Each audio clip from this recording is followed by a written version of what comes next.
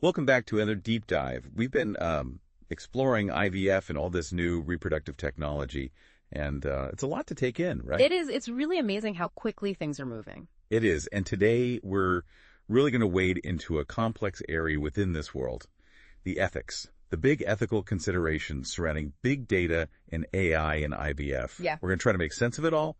We're going to be looking at it through the lens of Singapore, where this is a particularly hot topic. And we're lucky enough to have you here to help unpack all of this for us. Happy to be here. So this deep dive is going to be focusing on an article called Commentary. Deeper discussion needed over ethical issues and use of big data and AI for IVF treatment.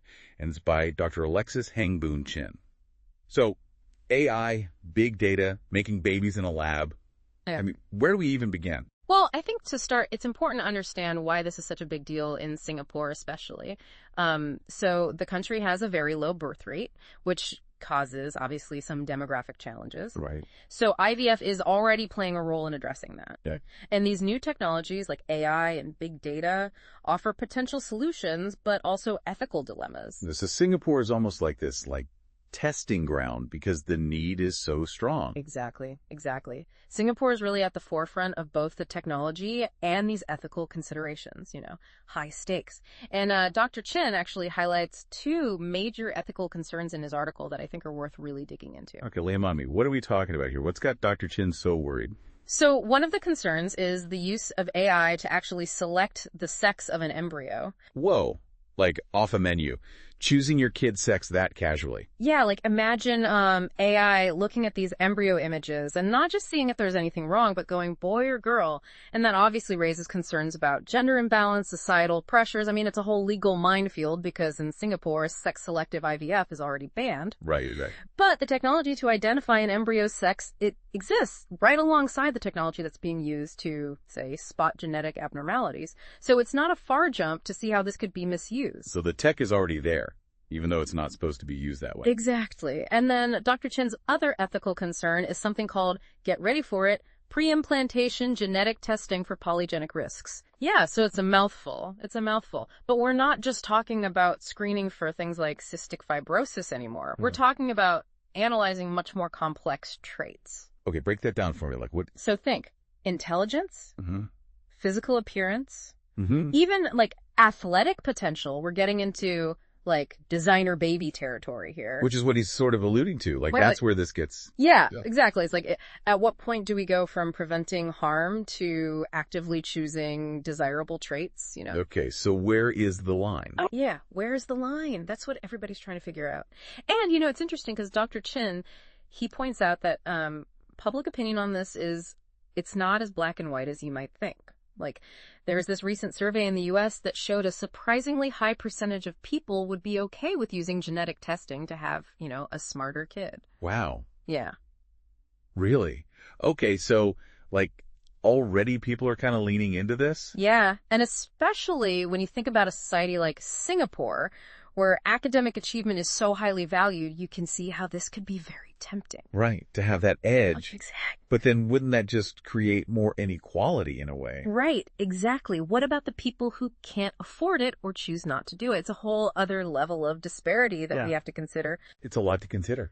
I mean, we've gone from IVF success rates to shaping the future of generations. Exactly. It's a lot. Yeah, it's a lot to wrap your head around. Yeah. So we've been talking about what could go wrong, but I mean, are there any situations where this technology, this AI and big data in IVF could actually be considered, I don't know, ethical, a good thing? Oh, absolutely. Dr. Chin isn't saying that the technology itself is bad. He's more concerned about how it could be misused. He keeps coming back to this crucial difference between using AI for enhancement versus using it to actually prevent harm. Okay, can you give me an example? I'm not sure I totally get that distinction. Sure. So imagine using AI to analyze embryos, but this time you're looking for a specific genetic mutation that's known to cause a really serious, debilitating disease. That's very different from saying, okay, I want to make sure my kid has blue eyes, or, I want to select an embryo that has the genetic potential to be 6'5". Right. So it's one, you're preventing suffering, potentially, and the other one, you're just ordering up your ideal kid from a catalog or something. Exactly. It's a subtle but really important difference. And Dr. Chin is definitely advocating for using this technology responsibly, ethically, Yeah. But how do we make sure that happens? Who gets to decide where the line is? Well, that's where things get, even more complicated. Dr. Chin is calling for clear legislation, guidelines, things like that, to try to get ahead of this and prevent these technologies from being misused. He really sees a big role for governments in setting some boundaries here, making sure that ethics are a priority. So are there any countries that are doing this well already? Is anybody already kind of leading the way on this?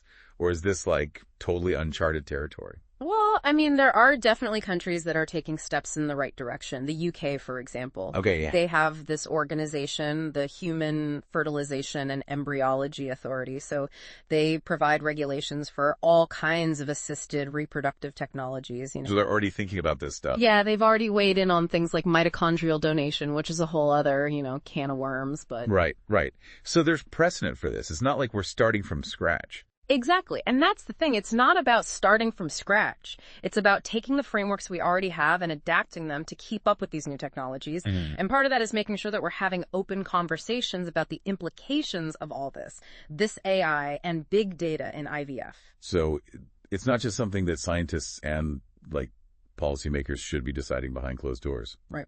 Absolutely not. Dr. Chin is a big advocate for public dialogue, getting everybody involved, ethicists, religious leaders, and most importantly, the public. We all have a stake in this. You mentioned the public. How do we even begin to have these conversations with, the average person on such a complex topic? That's a good question. Dr. Chin talks about public forums, educational campaigns. The media can play a big role in this too. It's about breaking down the science, the ethical dilemmas, making it accessible. So building a foundation of knowledge first. Exactly. We can't really have a productive conversation about the ethics of AI in IVF if people don't even understand what AI is or how IVF works in the first place. That's a great point. And I have to say, even just having this conversation with you today, it's been really eye-opening. We're talking about designer babies and the future of human evolution. And that's a lot. It really is. It's amazing how we went from the basics of okay, what is IVF? Yeah. To whoa, what does this mean for the future of our species? It speaks to just how fast this is all moving, It really does. It's incredible. Dr. Chin's article has given us so much to consider. He's not just presenting a problem. He's trying to give us solutions, a path forward, Absolutely. He wants us to feel empowered to have these conversations, to demand better from our policymakers, from ourselves even. This deep dive has taken us further than I expected. We've really uncovered a lot. The ethical stuff surrounding AI and big data and IVF, potential benefits, the risks, and then even some solutions. It really does feel like Dr. Chin is giving us this roadmap, we don't have to just sit back and let this happen. We can actually do something. Exactly. And that's what's so important about his article, I think. It's a call to action, really. So for someone listening, someone like me who's been, learning about this alongside us today, what's the takeaway? What can they actually do to stay informed? Or, I don't know, even be a part of this conversation, these decisions? I think, honestly, just staying curious, reading articles like Dr. Chin's, following the work of ethicists, researchers, people who are really wrestling with this stuff. Don't be afraid to ask those tough questions. This is big stuff. It's not sci-fi anymore. This is about the future. It's about us. Yeah. And the decisions we're making now, they could really have a ripple effect, for generations to come. It's a lot of responsibility almost. We're at this turning point. Yeah, it's true. And those decisions, they shouldn't be made lightly. We need everybody's voice. We need to make sure everybody's included in this to make sure that whatever happens with this technology is good for everybody. Well said. Well, this deep dive has been quite a journey. We've covered so much ground. Yeah. From the science of IVF to, like you said, designer babies, ethical questions, and then what can we do? It's been amazing. Thank you so much for taking us on this journey with you. It's my pleasure. It's been a great conversation. And to everyone listening, what kind of world do you want to see this technology create? What matters most to you? Keep those questions in mind as you keep learning about all of this. This is just the beginning. And thank you for joining us for this incredible deep dive.